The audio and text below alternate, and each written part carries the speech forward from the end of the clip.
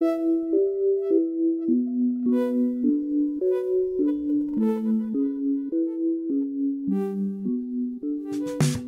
back to another episode of the Think Deeper podcast presented by Focus Press. I'm your co-host, Will Harrub, joined as always by Joe and Jack Wilkie here in early November. Guys, I was thinking just real quick, because I know these discussions are always fun. What's the best month of the year? I think it's got to be either October, November, or December. One of those three.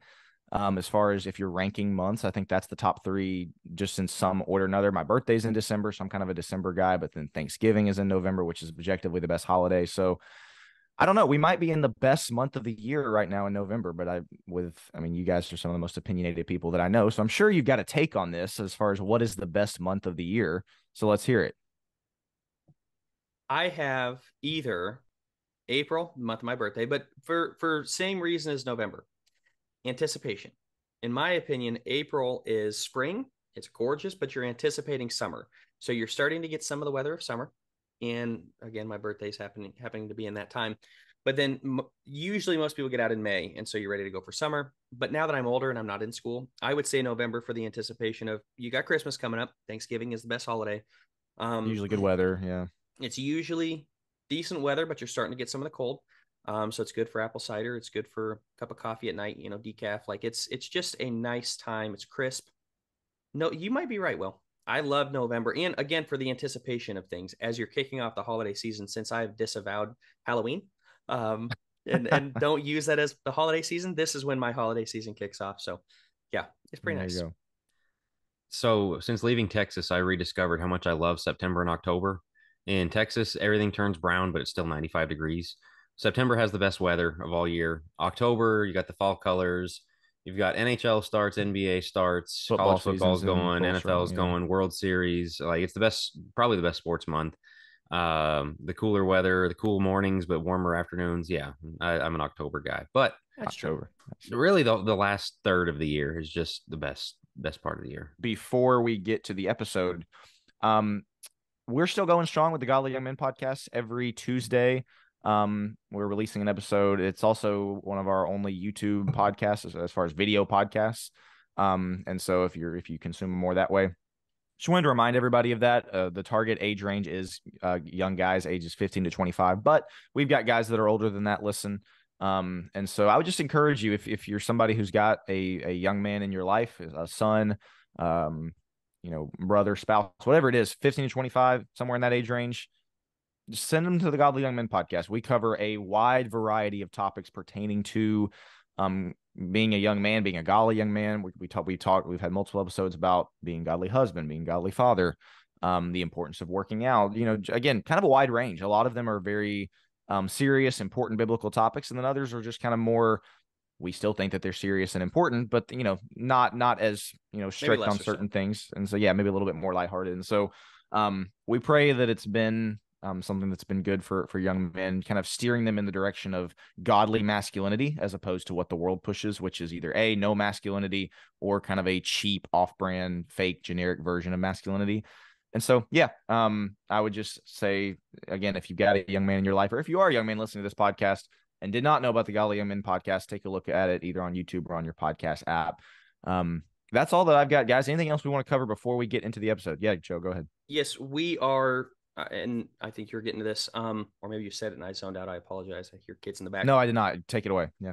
Yeah, we're looking to do a limited engagement because with our schedule, specifically your schedule, Will, we are looking to do 4 different speaking engagements next year. Now, that could be for if you are looking for maybe a youth rally, or if you're looking for a men's retreat or whatever it may be, or just for us to come to your church. Will and I are looking to offer that. We still offer our Think Deeper seminar if anybody's interested.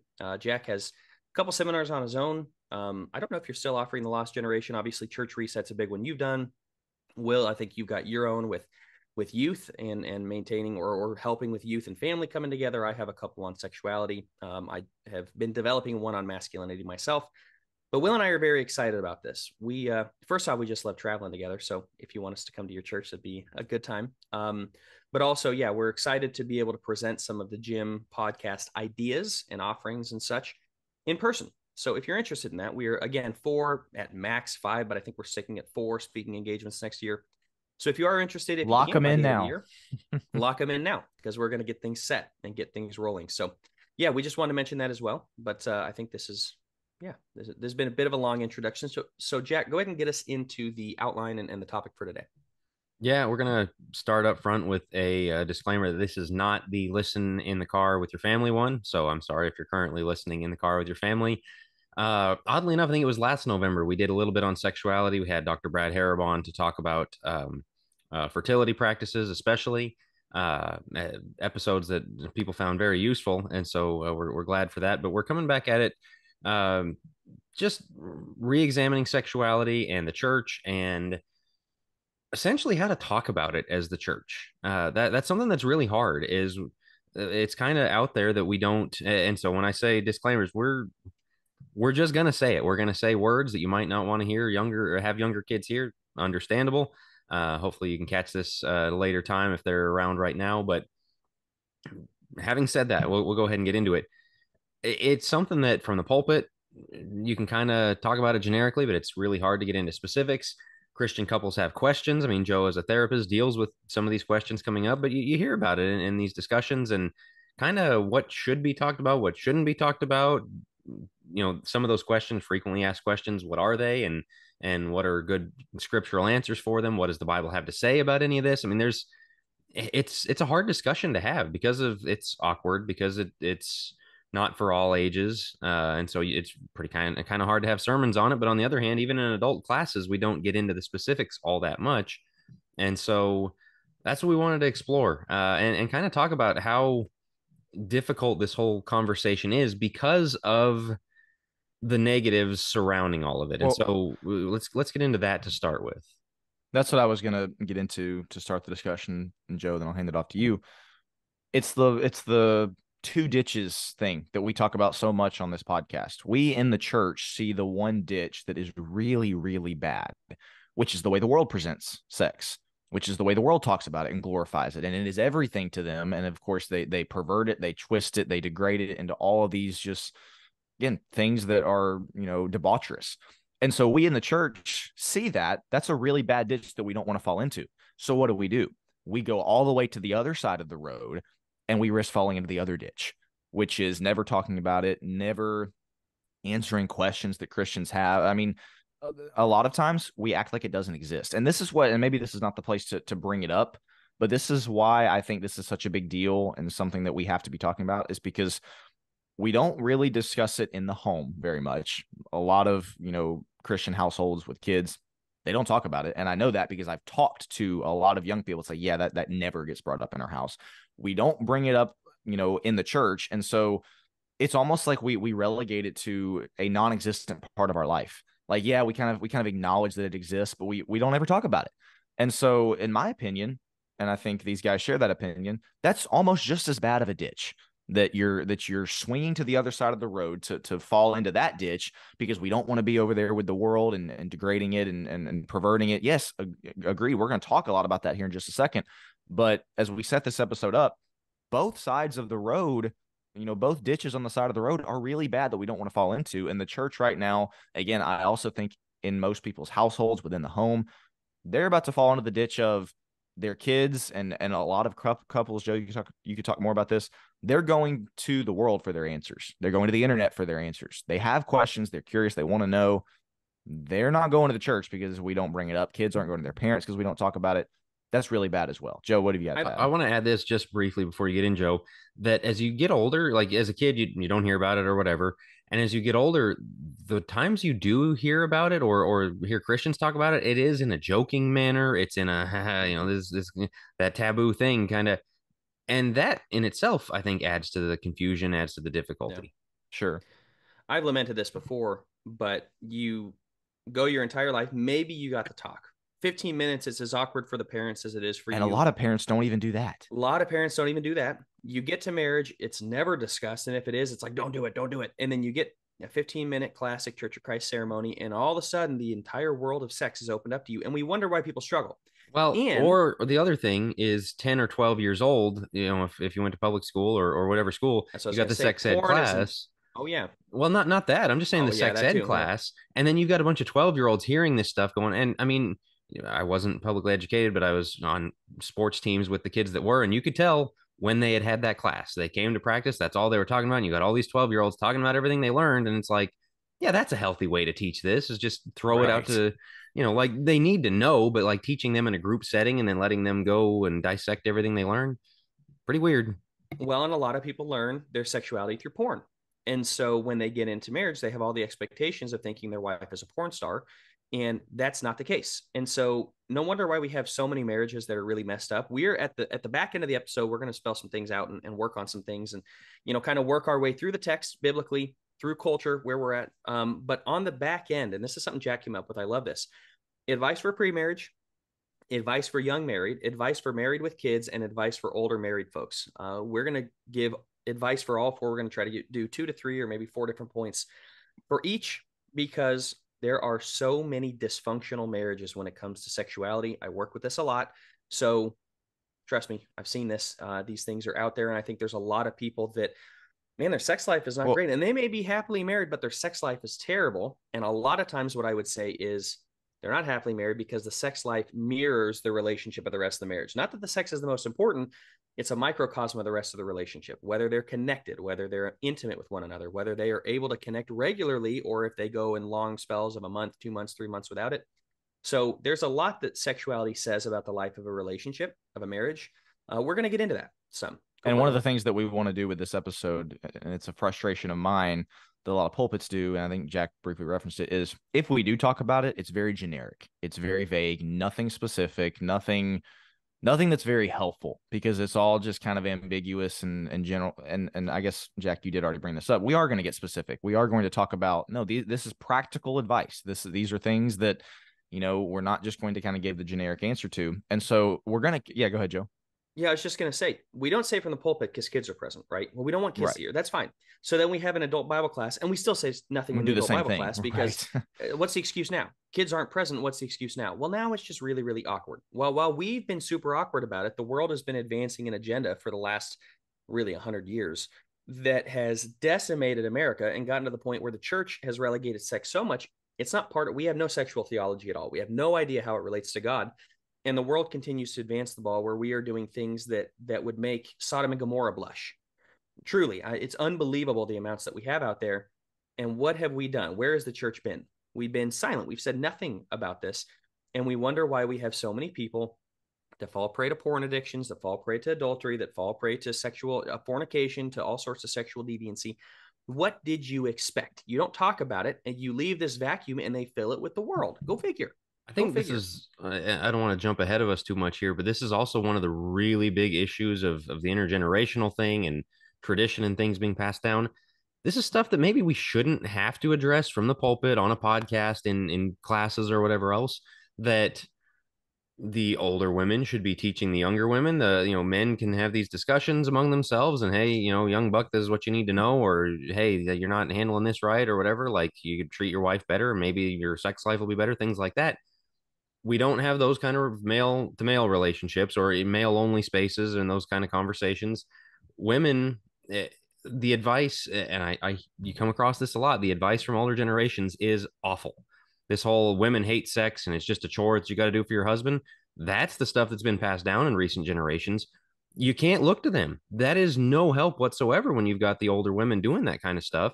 And so they're understanding of their sexualized culture and what they grew up in and what they're parsing out, like, we're having to go back to again to the basics, to the scriptures, but also to human tradition of like how this should be, to get this back on track. Because, man, it's one of those where you're just looking at something and going, how do I fix this thing that's broken? And there's just some things that you go, that's not fixable.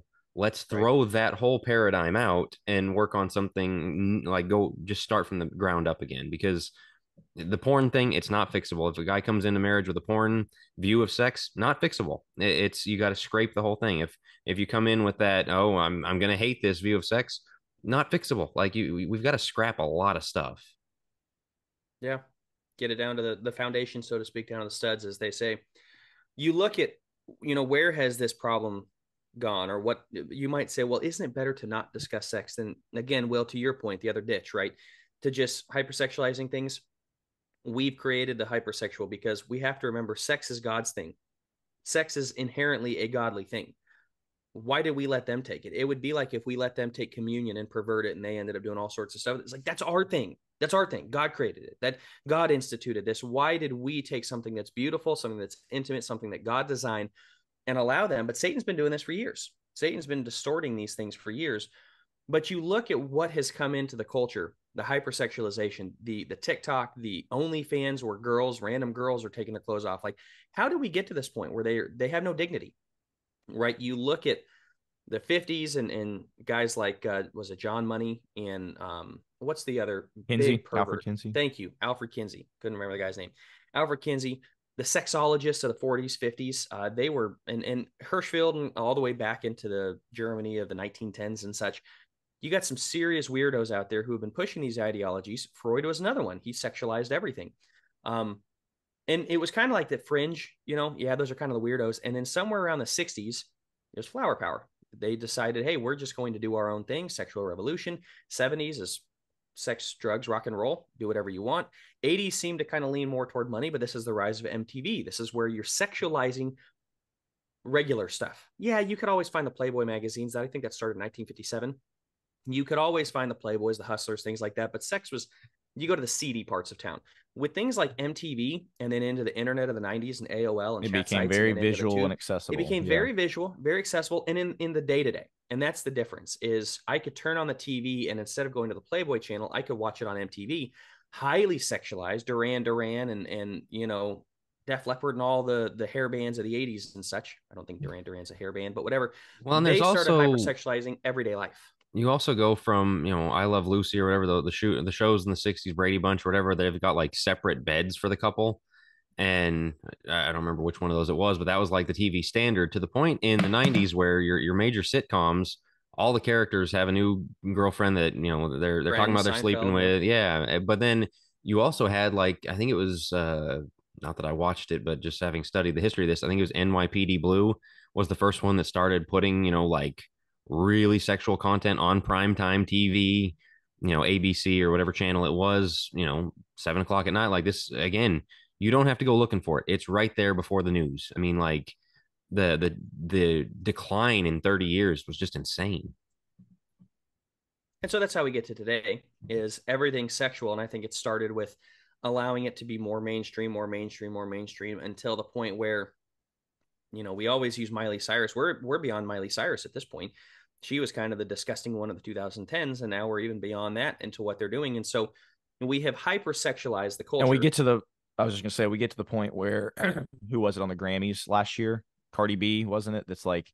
That's just perverted sexual, basically pornographic performance on live television that basically the world sees no problem with.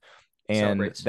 That's so, Joe, to, I guess your point is, it all started in the 50s with kind of that, and the end result is where we've gotten to now with the drag queen story hour, with the pornographic performance on the Grammys.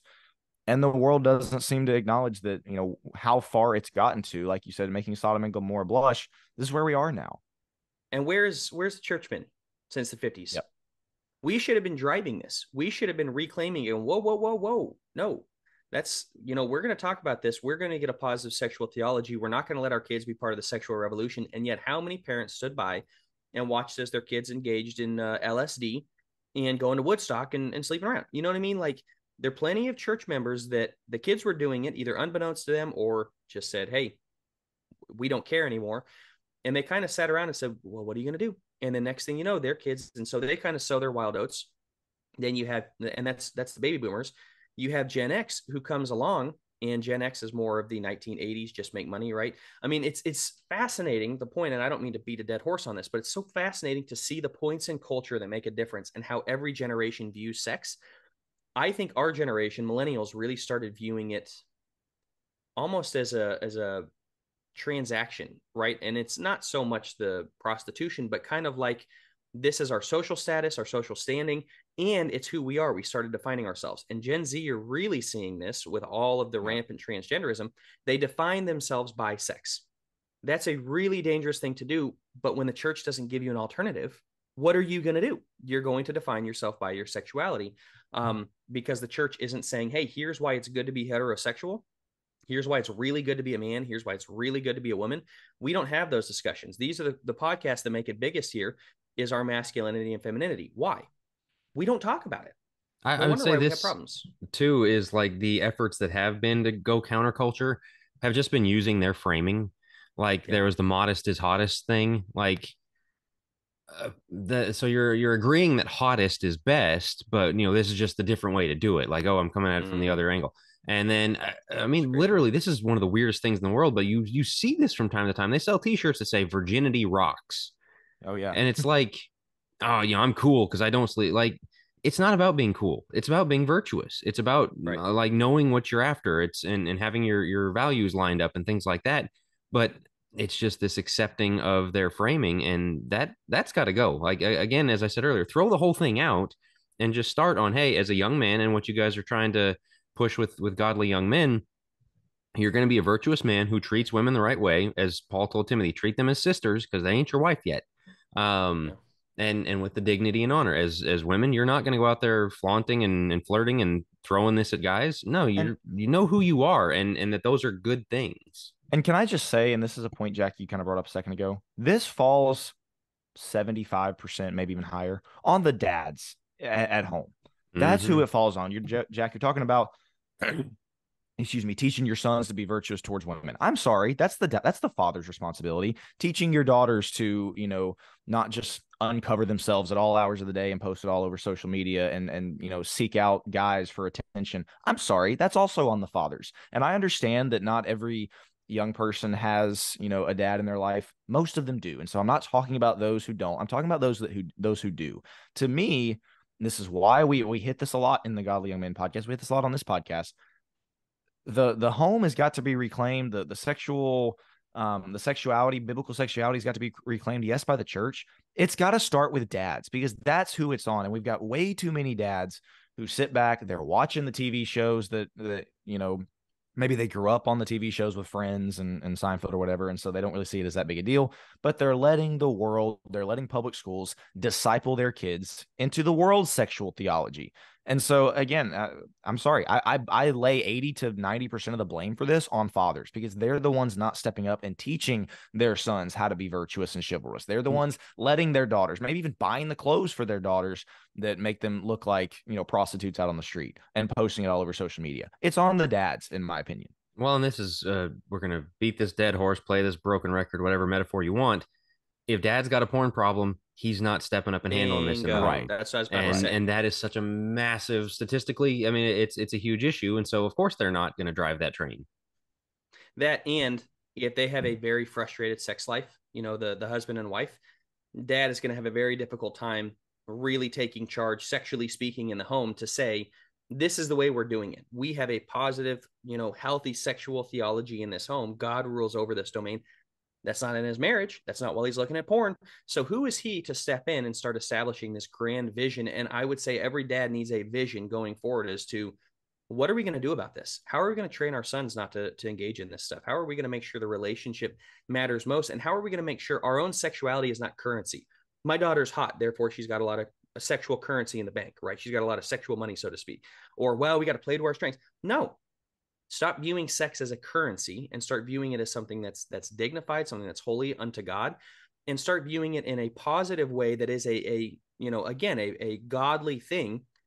We can't work from that framework when we ourselves are not godly, and when we ourselves don't have a positive sexual theology, and we're not living it out in our homes. And so that kind of brings us into, unless we have something else we want to go into, I wanted to bring it into, what does the Bible say about it? We talk about it being godly all day long.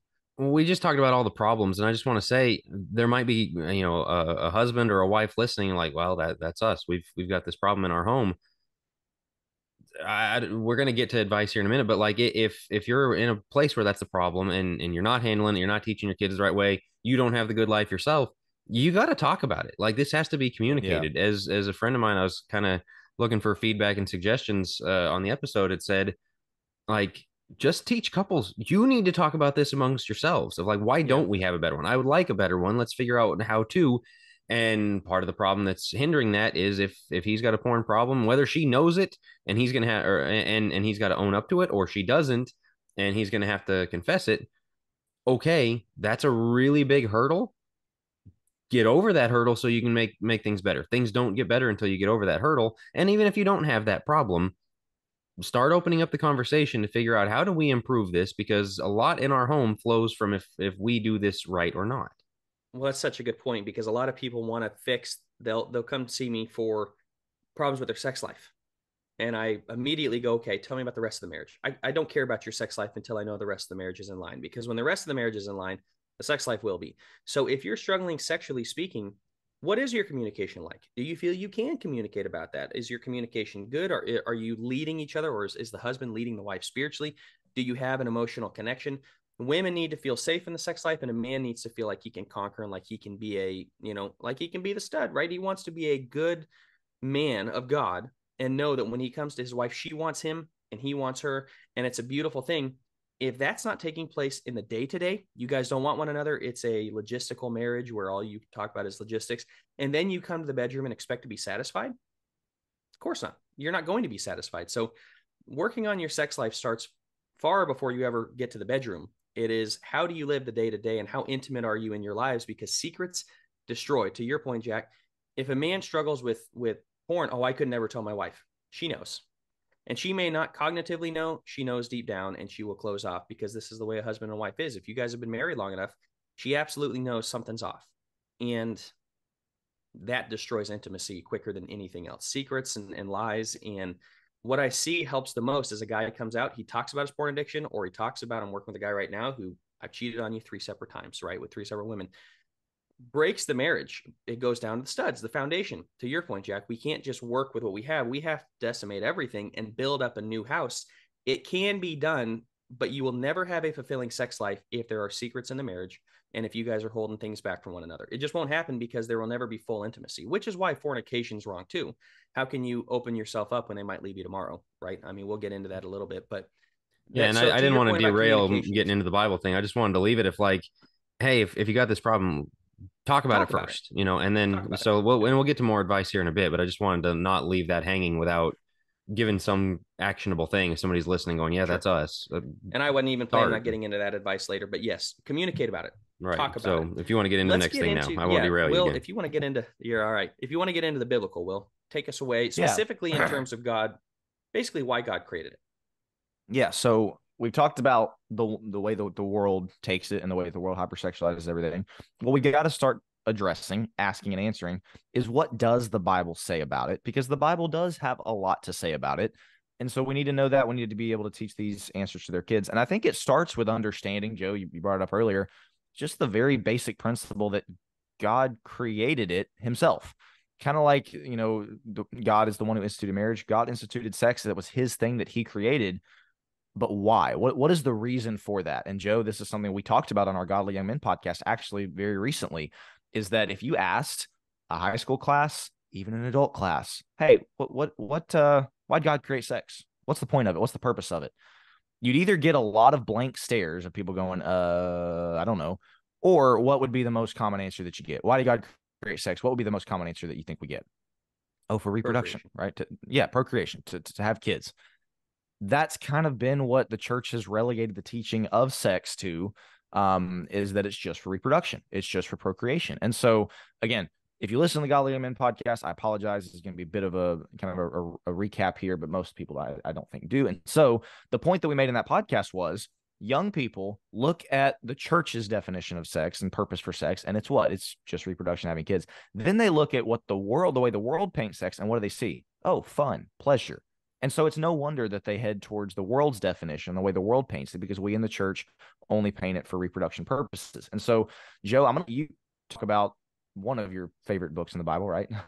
But no, you have done a lot of study in this book, and I think it's actually going to go up on Focus Plus here in the next several months as far as a study class on it. But that's Song of Solomon, and the fact that Joe's brought up before, if sex is just for reproduction and procreation, what on earth is Song of Solomon doing in the Bible?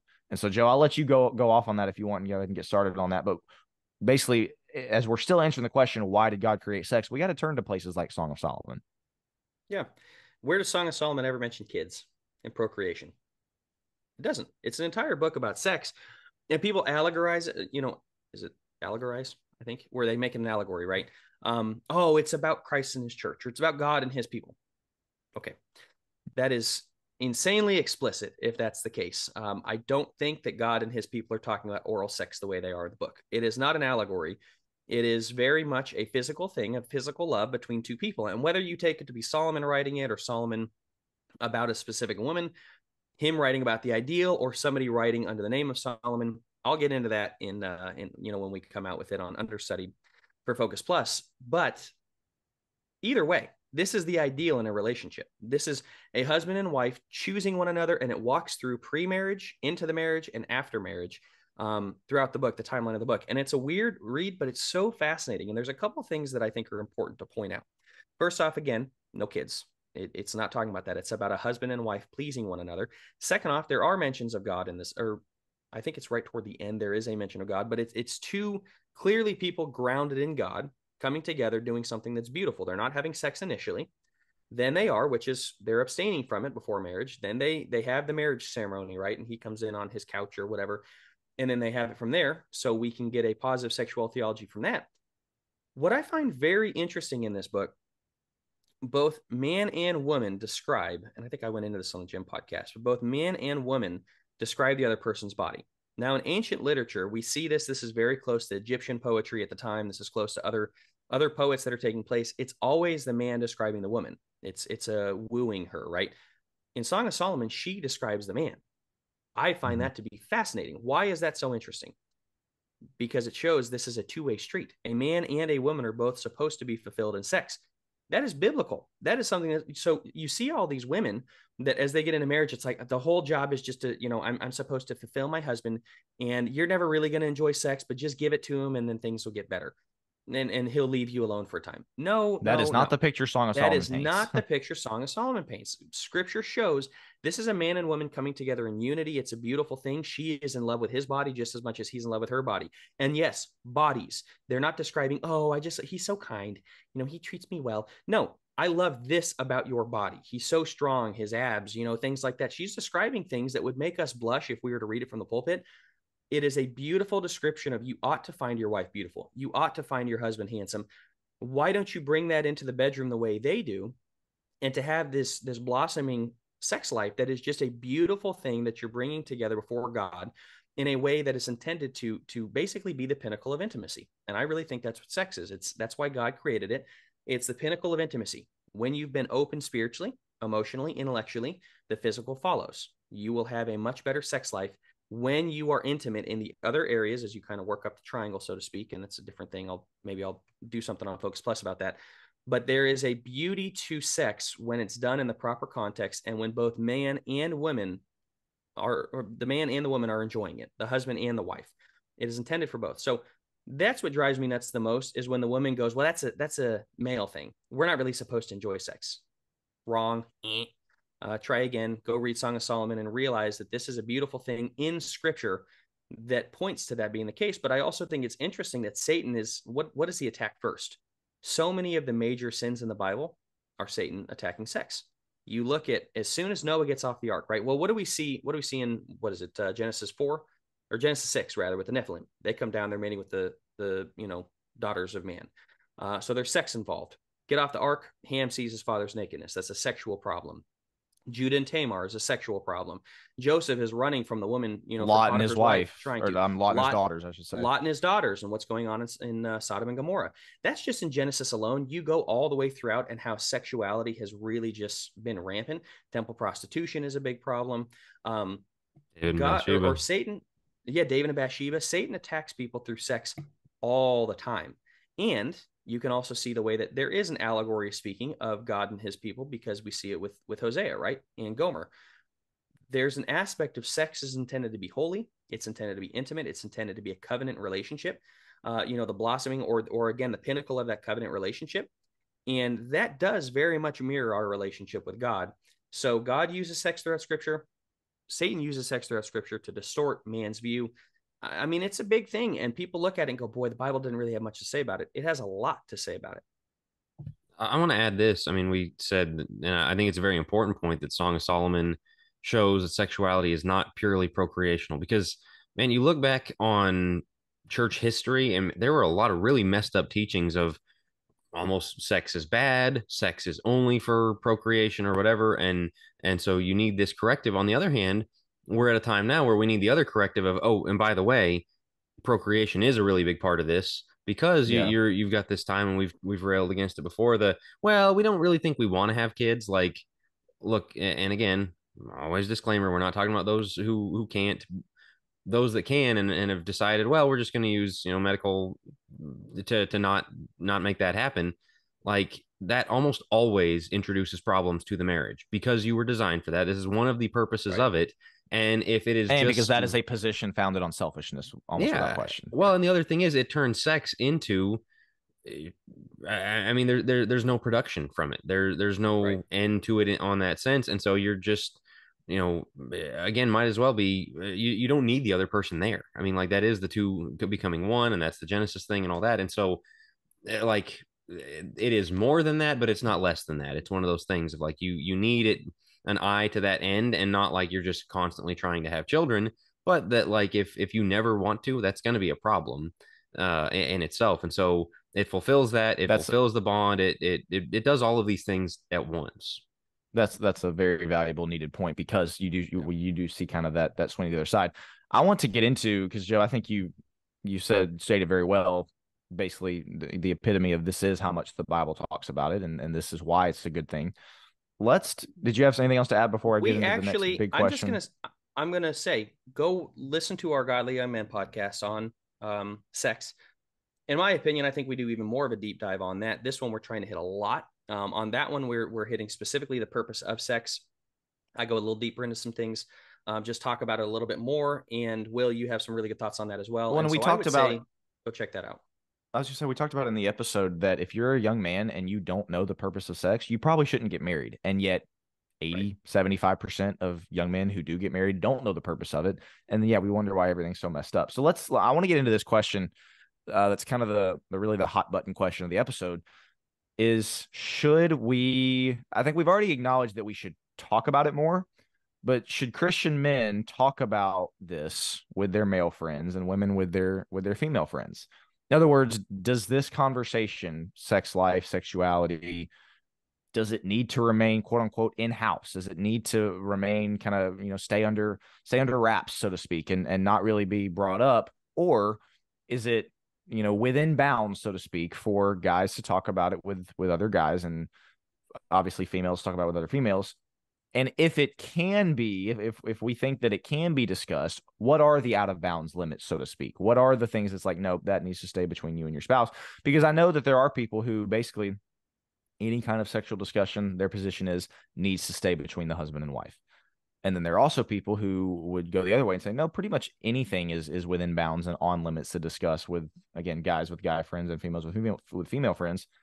I think I fall in the middle. I don't think it's necessarily either one of the extremes there, but guys, what do you have to because the thing that we started the episode talking about that is so critically important to understand is that Christian couples, husbands, wives, they have questions about this. They have curiosities about this. They have, do other couples struggle with this? Like those types of questions that they can't really go to the church. They can, but most people don't go to the church for those answers.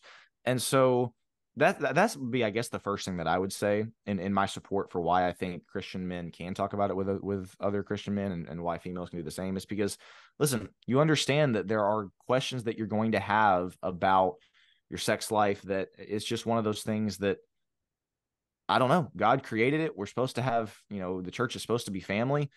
I think there is a time and a place for, are you struggling in this area? What are some things that maybe have helped you guys as a couple? And obviously, again, the more graphic and detailed you get is when you start getting into the out of bounds limits. But that's the first thing that I would bring up, is that we're going to have struggles in these areas. I think we need to lean on each other in support, of fellow brothers and sisters. But what do you guys have to add about that, as far as should it remain in house or should it not? I would say always start from a place of respect for your spouse. I mean, like, there's Yeah. things there that don't need to be said, things that we talked about them, and the way they do things or certain things. And so always start with that. Similarly, the same gossip rules apply. Like, if this is not something you're willing to talk about with them, like, it's one thing Right. to go and ask for advice of, like, hey, my spouse does this, and I'm not sure if that's normal, or is it out of bounds for me to ask for this to be different or whatever? Like, okay, but don't have that conversation with somebody else that you wouldn't have with your spouse, because this is a thing that binds you two together more than anybody else on earth. And so it needs to be your thing. And these discussions should be to help your thing, not to vent, not to run them down, not to whatever else. And so I think start from that point. But with that in mind, then you can, those are guidelines for moving forward, I guess. So I got a hot take. And Oh boy, here it goes. I think it's been a while since I've had one of these. We have, yeah. So for men, I would say in these groups, it's very easy to run your spouse down, right? To run your wife down. If she doesn't do this, doesn't do that, to your point, Jack, absolutely not. This is not a time to vent in those ways. It's time to ask questions. I'm all for those groups. Here's my hot take. Women's groups are horrible.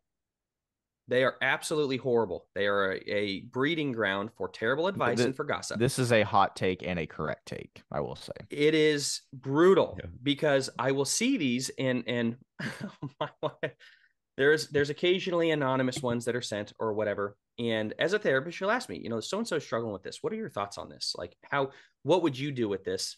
And, I tell her, well, this is this. We had one just the other day. It was an anonymous thing about something. And she goes, what you just said is the exact opposite of what everybody else is saying. Now, that doesn't necessarily make me right, but she's telling me some of the takes that they had. And it's like, this is horrible advice that would lead toward divorce. If they are like, if this person takes this advice, it will not go well for them. But you've got a bunch of Dr. Phils out there. And in women's groups, it's specifically bad, where it's called gaslighting, where, oh, girl, you got this. They're either feminist, or in an attempt to not be feminist, they swing to the other direction. And your husband's always right. You can never question the fact that he's out there with, all these women at his place of work and doesn't come home for 9 hours. And you're going, that's kind of weird. Oh, don't ever question him. He's working real hard. Are you kidding me? I was going to ask you to give some practical examples of that bad advice. Again, I talking about being specific. What is it that is so bad about those? Like, what are they saying? Well, a lot of times they either push for just support your husband no matter what. Don't ever have questions. Don't ever question him, because it will hurt his ego or whatever else. You can't possibly ask for him to change anything, because that's really wrong. Or they go to, you need to stand up for yourself, and you probably just need to look to leave.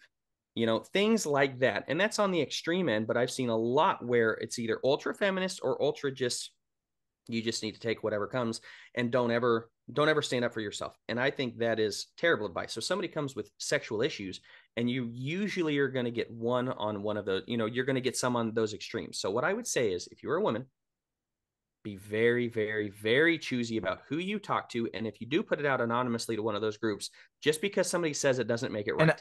Everything with a grain of salt. Go ahead, Joe. I'll finish, and then I've got a hot take as well. I was just going to say, I don't think these are discussions that need to be had over social media. I don't think Facebook groups are the place for this. I think when I read this question on our outline, and should Christian men talk about with their male friends, women with their women friends, I'm thinking around a coffee table. I'm thinking in person, like together. Oh, yeah. I do not think Facebook groups are the place for this, because I think we've used this illustration before. Could you imagine a men's Facebook group where they're talking about this? Like, no, that's weird. That's strange. But some reason for women, it's acceptable. This is one of the plagues of social media, is we think that is, round tabling something over social media is the best place for it, because it's more accessible for everybody. No, it's not. It is absolutely that would be my only addition to your hot take is, let's kill the social media Facebook groups of discussing when it's as important of a topic as this, and marriages are at stake, and maybe even salvation is at stake. I'm sorry, get off of Facebook and actually do it in person or over the phone. Consider the source is one of the best pieces of advice we were always given, growing up. And you don't know these people on social media. You don't know if they are marriage experts, or if their marriage is in tatters and they're telling you, oh, I would do this. Like, what value is that when you can look around your congregation and go, man, that church or that couple's been married 50 years and they seem happy as can be, and they raised a godly family, and their kids are in church and all this. Go talk to that person. That's the person you're going to ask. Not, exactly. Your girlfriend who has been married a year and a half. You guys might be able to commiserate. It's nice to have somebody kind of in the same place of life as you, but they also probably don't have great advice. All right. You're going to look for the success story, and the same, anything else in life. Would you ask the person whose life is a train wreck? No. So make sure you're asking people with good marriages for marriage advice. And that's so much Titus 2. The older teach the younger women to love their husbands and their children. this is what's needed is women that have the track record of loving a godly family and playing their part. They should be the ones dispensing advice. Don't go to somebody else, especially if you don't have a clue what And their to the guys, background is. don't go to your football fantasy league, to those buddies and commiserate about things. Pick what I would say is pick 2 to 3 guys. Every guy needs a gang. I think women pick 2 to 3 people that you trust, that you think are really in the inner circle. Jesus had his own. He had 12, and then he had Peter, James, John, right? He had an inner circle that were a lot closer together. I would say 2 to 3 people that you really feel you can trust. And to the older folks, we need you. We need your advice. You may have had the most sexually frustrated marriage of all time. There's still learning experiences there. You can say, this is what we did wrong, and this is how or where we went awry in our sex life. Make sure you don't make this mistake. If you had a fantastic sex life, good for you. Be willing to discuss that with somebody. But we really need the older people stepping up, being willing to have these conversations and not having it be so taboo that it's like, oh, we can't possibly say. You have a lot of younger people that are withering on the vine because they have no idea how to have a good, healthy sex life. And the only place they feel they can go to is Google or to a Facebook group with women that are giving them terrible advice. Give them other options, please. So if you are older, please consider doing something like that. But I did mention the word taboo, fellas. I'm going to get into this, then we're going to get into our advice. I was going to say, we're like, what, 45 minutes in and haven't even gotten to the advice yet. So that's awesome. We're getting there. There's a lot to cover. I'm gonna go through this fairly fast because this is something that, once again, we're going to give this. If you have your kids listening to this, I'm going to bring up some things that are highly uncomfortable, but they are questions that I get, and people do want to know. Yeah, we haven't really lived up to the disclaimer yet, so why don't you make that happen? Take it away, Joe.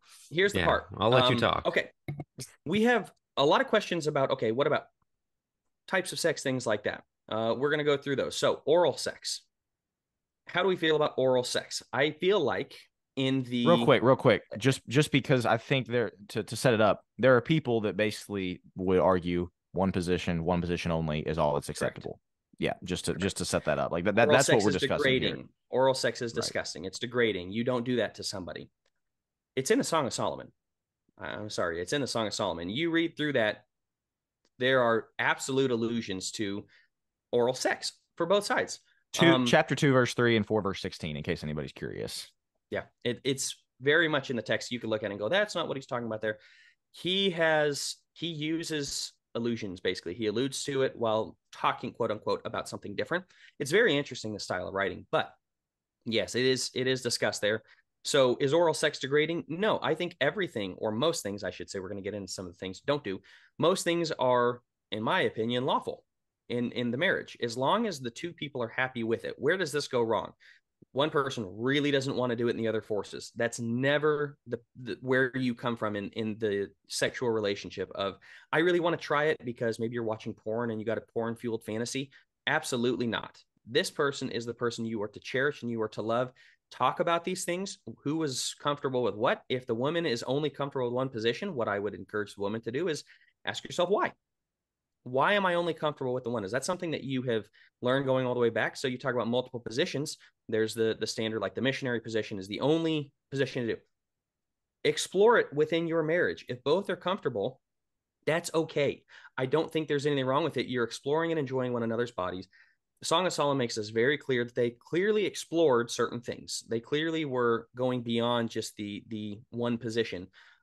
They enjoyed one another's bodies. That's the purpose of sex within a marriage, is to enjoy that and to, again, you can be creative on things like that. So for both of them, for both male and female, be creative, but talk with your spouse a lot and figure out, what do they like? What positions turn them on? What certain things do they want?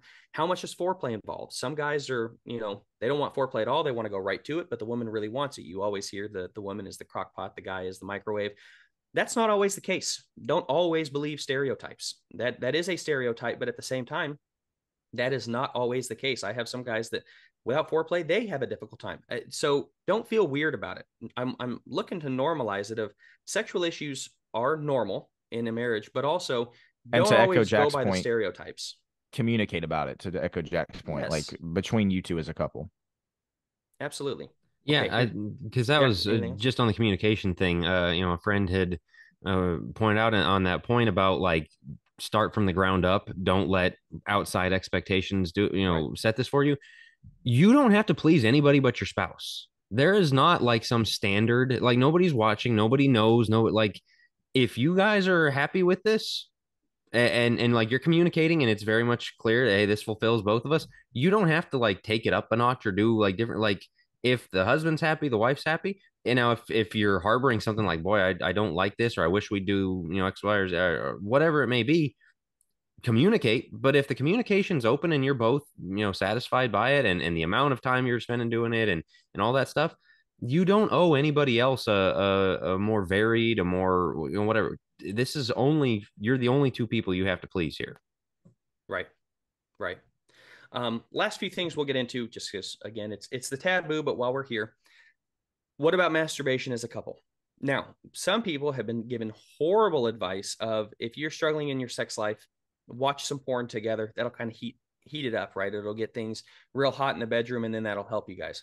Don't ever, ever, ever invite pornography into the bedroom. I've heard of Christian couples who have been told that by Christian therapists. Because you're essentially inviting other people into the bedroom with you. That's exactly it. Get rid of that therapist. Don't ever speak to them again. Don't ever refer them again. If the words "go watch porn" ever come out of a therapist's mouth, you're done. Don't ever go back to them. That is beyond anything that should be allowed into the bedroom. However, what about masturbation? You have guys that masturbate alone without their wives. Things like, we're getting graphic here, vibrators, things like that for women are a thing. A lot of people wonder about that and say, is this right? Is this wrong? Now, I'll ask you guys what you think about it. My personal take is, do not ever do anything apart from your spouse that they don't know and that they're not okay with. So a guy masturbating, even if it's to pictures of his wife or whatever else, and the wife is unaware, I'm not okay with that, because it's intended to be a bonding thing between both of them. If they both decide that that's okay, they're both aware of it. Again, I'm pretty much like, there's freedom within the marriage as long as both are okay with it. So in my opinion, I think if the heart is right, and if it is something where both are aware of it, I don't have as much of a problem with it. However, I do have a problem when it's a secret thing, and then they find out later and go, well, I'm sorry, what? No wonder why you don't want sex with me at night, is because you've been masturbating 5 times a day. Even if it is to something like my pictures, whatever it is, that's, in my opinion, not okay at all. But what do you guys think about that? In the sense we've talked about a little bit of everything else in the marriage flows into the bedroom, and the bedroom also to the marriage. Training yourself to think, I don't need them for this part of it, is it's going to have effects elsewhere. You're going to think you don't need them in a lot of ways. And so engaging in your own sexuality that way, no, they need to be a part of it. Like you said, they need to be informed. They need to be on board with whatever's happening. Nothing to add there. I completely agree. Yeah, I would not look to make that a regular habit, to be honest with you. If that is guys away on a vacation or guys away on a work trip or whatever else, and that's what you guys decide, that's different. If at all possible, have sex, connect with your spouse. Do not get used to self-pleasuring, even if they're okay with it. Pushing boundaries, last little thing we're going to get into. This is some people feel the need to, again, spice it up, to push boundaries, to kind of bring their porn-fueled fantasies. And guys don't always recognize it, but they find themselves I really wanted to try anal. That's not normal. That's not natural. In my opinion, that's not what the body is intended to do. You wouldn't do that if it wasn't in porn. Let's just be honest. You would not do that if it was not a pornography-fueled thing. So, in my opinion, stay away from that. Open marriages, including other people, threesomes, things like that. No, this is between a husband and a wife. Well, we both decided we're okay with it. No, that breaks unity, that breaks the bond. It invites Satan into the relationship. Absolutely, on no uncertain terms should you ever invite somebody else in. Sex is a beautiful thing between a husband and a wife. It was perverted back in the Old Testament. It caused all sorts of issues. It's been perverted throughout history. It caused all sorts of issues. Do not ever invite somebody into the bedroom that, I don't care if both are okay with it. That is not okay. That's not a call for both of you to make. That's between you and God. Somebody else is not okay. BDSM, the porn-esque sex. Once again, I would say you need to ask yourself, why are you pushing to spice it up, quote unquote? Why are you trying different things? Usually it's, again, porn fueled. And if it's not, why would you go to that? Why would you want to inflict pain in something like that? Usually those are control based. There's a control issue there. You have some serious issues that you need to work out in therapy before you start having, in my opinion, bondage and things like that in your sex life. I would still say that stays between a husband and a wife if both are okay, but at the same time, you need to consider why you have the specific sexual desires that you do. Some of those are perverted for a reason. There's a reason we don't do it. And you'll find wanting to invite somebody in is low self-esteem, right? You want to bring somebody in because either you don't feel you can please your wife or because you don't feel she's pleasing you. That's a very selfish thing. BDSM is usually around control, as is anal, things like that.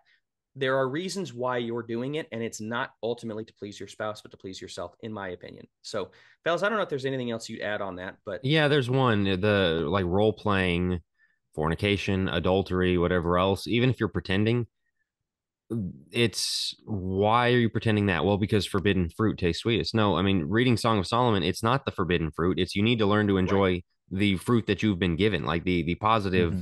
Like this should not be a taboo. I'm getting away with something, and there's a reason why I'm getting away with something is appealing.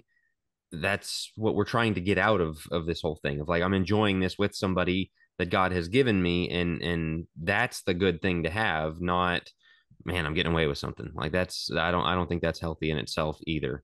All right, so I think we have time to get through these. If we yeah, we're gonna come up Are you on sure? Because I oh, was you gonna say, think? I think if we do, if I we don't want finish to on, rush through these last ones. Is the only thing I was thinking about. I Okay. genuinely think if we took a little more time, we probably could get a full episode out of all four, in my opinion. And you also have something I don't want to skip on the outline, Jack, because you added this of the masculinity and femininity role fulfillment, right? When we're fulfilling those roles, either adds to or detracts from the sexual relationship. I wanted to discuss that, maybe end on that, and then we can do the advice in the next episode.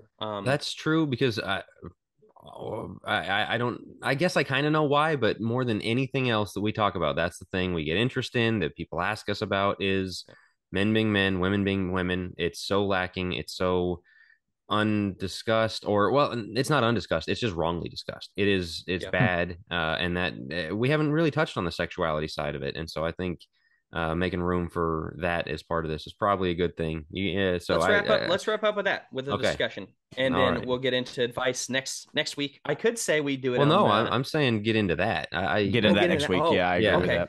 yeah, Yeah, make good that like the stuff. Good first stuff. half of the next episode because I think there's a lot there that I don't think we can hit in 5 minutes. So, Very true.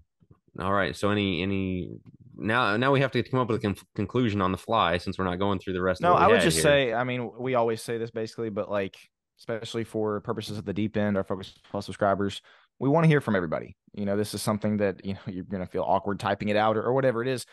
Listen, one of the whole points of this episode has been that we need to start discussing this. We need to start making this I don't necessarily want to say normal part of our lives Right. because a lot of it does need to stay, in the bedroom, husband and wife. But as we've hit throughout the entire episode, if you don't talk about it as a couple, you don't talk about it as a family, you don't talk about it as the church, it's only going to lead to the state that we're in, which is messed up marriages in a lot of cases, messed up sex lives. And so, yeah, we're excited to hear the feedback, the comments, maybe some questions that we've got, and we are going to covered the advice and things in the next episode because I know that's again a lot of the practical stuff that is very, very helpful for people. And so we're gonna develop that a little bit more and come back next week with hey, we don't have all the answers, but we are willing to talk about what we believe might be all the answers. And so we're gonna cover that next episode. And so yeah, comments, feedback, questions are always appreciated. Guys, anything to add to maybe preview next week or anything to add before we wrap up? I'm going to say briefly, I had turned to Song of Solomon to look at the verses that you referenced. If you're married, sit down and read through that. Oh yeah. Every time, it's not like I spend a lot of time reading it, and so you come to it pretty infrequently. And when you do, it's like that Oh, is in the Bible. Wow. Okay. right. Let's so no, I think it'd be very helpful for Christian couples to spend time I reading that I together. told the So story on Jim. I taught at a Nashville school of preaching, and I had one guy show up to the entire class. shout out to that One guy. guy as we were going. So shout out to Jerry. I don't know if he listens. Great guy, great brother in Christ. We had a good time just discussing these things. He had never read the book before. We get to the end and A he goes, lot of "That's people really haven't, sexual." man. That's really sexual. I'm like, you didn't know what you were what the class was as he walked in? No, I just thought thought it'd be something else. So yeah, it's a lot of people have not read it. Jack, you're exactly right. Go read that as a couple. Enjoy that and enjoy one another. That's really what I want out of this is enjoy your spouse. Sex is intended to be incredibly enjoyable. It's incredibly fulfilling. It's supposed to be intimate. It's supposed to be a lot of different things. And man, yeah, sit down and talk about how are we going to have the best sex life possible. It's important. Don't relegate this to something to the back of it. Well, yeah, we'll get around to that. No, it is important. It's a bonding thing. It's a unifying thing, an intimate thing. So make sure that you're talking about it. Make sure you're pushing for that. And yeah, fellas, anything else? All right, with that, we will wrap up and we will talk to you guys again next week about the same subject. We're going to get into a little more practical advice again for pre-marriage, young marriage, young married, married with kids, and older married as well. We're going to get into the roles, feminine, masculine, things like that, how that affects. And we will see you guys next week.